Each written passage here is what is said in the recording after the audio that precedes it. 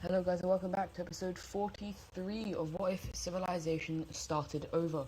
In the last episode, we saw China completely collapse and a very big problem with four different countries that aren't very strong having nuclear bombs. Clearly not good. This is very bad. Did I give them ideologies? No, I didn't. Oh well, I'll do that next episode. But then, the other thing, we saw this country go into a civil war, and so we're going to continue seeing the green team push back into some of their old land. Now, if we look at their ideology, they are a fascist country, and so they are getting funded by the red team, while the rebellion is getting funded by Russia. And as those funds hit, we actually see a very quick pushback over here, and even a kind of cutting off and encirclement right here, and we see them pushing back once again like this. These guys aren't the only fascist country in North America. No, these guys are also fascist, and so they're going to join in on the war and start kind of invading into the rebellious areas. They'll give most of this land back, but for now they're just going in, and they take quite a large amount of land, and we eventually even see the green team cutting off this area, and now they are able just to push back and as well as push back over here, and we see them continue to advance inside of these areas. But Russia is extremely annoyed, as for some reason it's just not working. Their funding is just not helping out, and so they're gonna do something kind of bad.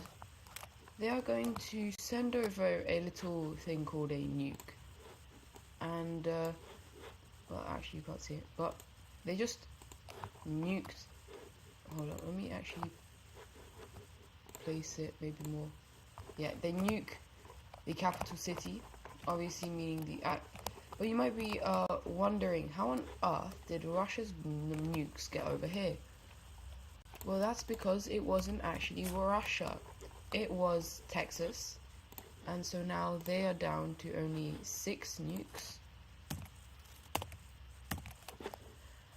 And well, very quickly after this happens, these guys are able to very quickly push back. The green team is just collapsing very quickly. These guys are going to be able to push back, and the green team just genuinely just completely collapses. This capital city is in ruins. It is horrible, and everyone's kind of staring at Russia and like, why did you do that? And the people in the country are also very annoyed. But the main reason they did this is because they are still very annoyed at that. You remember that astronaut? Yeah, he's still quite prevalent in this area, and the people are really trending towards him, as they don't like the way Russia is expanding, and especially now using this nuke. And so anyways, this country is just going to come in, trying to save as much land as possible, which they are able to do. They managed to save all of this, and then they even continue to fight against these guys. And this is something that Russia did not expect. They didn't expect this red team to be such good friends with the green team, and eventually we see the rebellion is kicked out, but the green team is not the same as it once was. And so knowing this, the gold, this kind of reddish country, is going to take all this land, but obviously they're going to have to move their capital city, and they've also southern area is the best area, as a lot of this a lot of this area is very destroyed, and so they're going to put it as far away from the radiation as possible. And this also affects some of the Canadian islands, and so they are quite annoyed at the Russians and the Texans. But because they are democracies, they're like, they didn't really like these guys. But they are going to actually be able to gain these islands because of a thing that was put in the thing. They are annoyed. Because they are annoyed, these guys are like, you know what, if we get these guys on our side, we'll be able to maybe change their ideology, even though it is a pure democracy, so it is quite difficult. But anyways, we are actually going to see the first kind of defensive pact being made. And if I can find, yeah, it's going to do this, then make it blue. So the first defensive pact, yeah, and so I'm going, can I rotate it? Yeah, and so this is going to be the first defensive pact, and it is between these two countries. They aren't going to form an alliance, but just know that these guys are friendly with very friendly with each other, and if they really wanted, they probably could do an alliance. But anyways, I think, that means also, let's update these nuclear numbers, shall we? Now the red team, I'm just gonna say, these guys are not going to be able to make new nukes. And so there's only two nuclear countries that are producing nuclear bombs. And so from 79 and 27, I need to make sure to remember that, 79 and 27, they go to 103 and 34. So 7 new nukes in Allied territory, and they've officially crossed 100 nukes. And that is not good. But anyways, where are these nukes going? So I said 7. 1 is going over here, so becomes 5, leaving us with 6. We're gonna see 2 being added here, leaving us with 4. We're going to actually see 1 being placed over here, leaving us with 5. And then we're gonna head over to Korea, and I think I'll give the rest of it to them, which is, I need to remember now, god damn it, 3 was it? These guys got 2, these guys got 1, and these guys got 1 as well. Yeah, leaving us with 3. So these guys go up to 7. And let's look at Russia. And so 61 and 28 is now 78 and 32. So they only added 4 in Allied territory, and all those 4 are actually going to go to the Italian country because they're scared that they don't have enough. But they are actually going to be developing their own ones and now have their own nuclear bomb that they developed. I did say that there are no more nuclear production countries, but I forgot about these guys. They're going to go up to 3. And I just realized I put all the font very small. That's fine. Next episode, when I'll update them, I'll do it properly. But anyways, the world is now going to head to kind of like a peaceful time. It's not everyone likes each other, but everyone is kind of knows that if someone attacks, then the world will kind of get obliterated. But eventually we do see a very important civil war happening, inside of this country right here, it is a flawed democracy, and we actually see very many different kind of ideologies coming up. We see a democracy one up in the north, because the main reason this is happening is because the people aren't happy with what happened.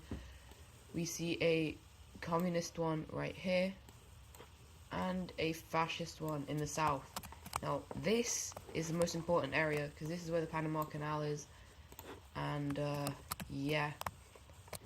But anyways, because of the close vicinity of the fascists and the communists, the Democrats are going to, the Democrats are going to get very quickly invaded, as we even see Mexico join in on the war, as they are sending supplies down to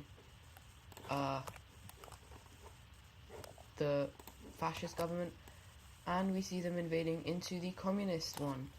But then we see basically the Communist Alliance of South America invade into the fascist one, and then Mexico is putting on full turbo, and there is a very large standoff because they are both in pretty strong alliances, but one has nuclear bombs, the other doesn't, and so these guys are like, oh, okay, what if you take the rest of it but we get a little bit of land?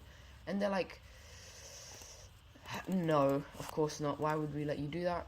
And so all of this is going to go over to the fascist government, but we will see Mexico gaining quite a large amount of land along the coast, as they extend quite weirdly, but it's fine. And now we have a fascist country inside. These guys are still a dictatorship. What? Right, fascist and new fascist. These guys are still a dictatorship, but yeah. Anyways, that was like a not very important war, but it is kind of bad for these guys, because it's very difficult now to ship stuff around the world, especially for Texas, because they don't have access to the Pacific, and so they start thinking, what if they did have access to the Pacific? They send over an ultimatum to California, and they are like, you know what, if you give us a small port over here, we won't invade you and nuke you. And California's like, you know what, fine. And so they will create a small little port, not a small port, but quite actually a large port, and set up a very, very large city. It is one of the largest cities in North America. The largest one would probably be the Mexican capital, but it is small. I'm gonna say it's smaller than the oh, I put that on the wrong layer. It is a very important city, and so yeah. Anyways, these guys are still.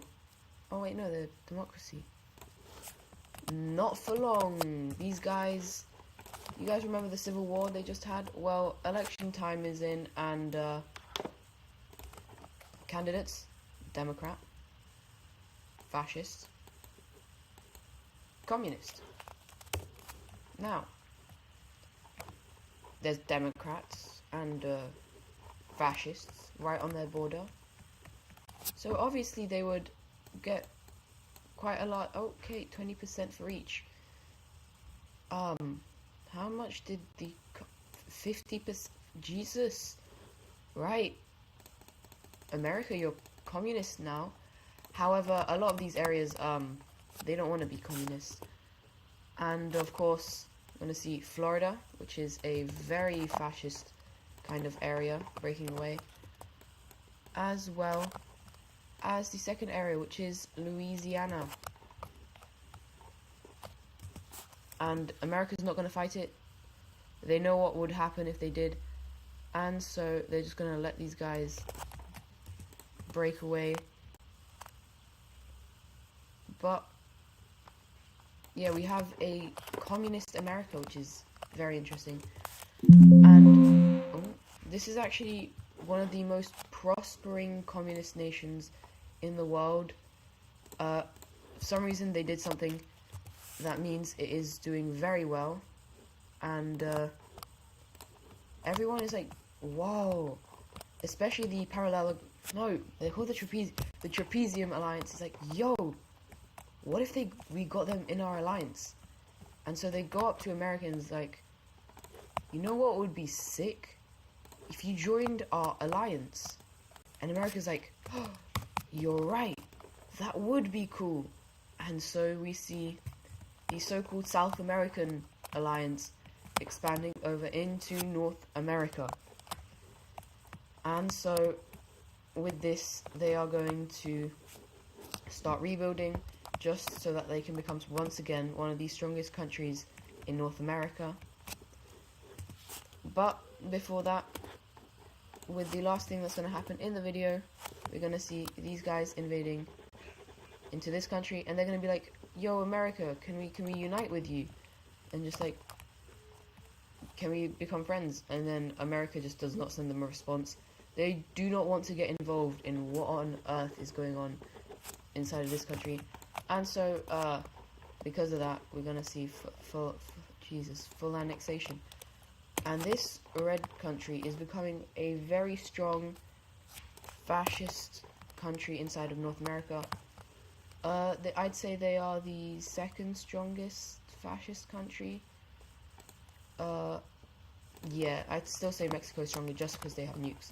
But obviously, they aren't actually going to join up with the red team in the Cross Alliance because they don't want to go into a big war. They just want to be kind of alone. But anyways, that is going to be it for today's video. Hope you guys enjoyed, and I'll see you guys in the next one. Goodbye.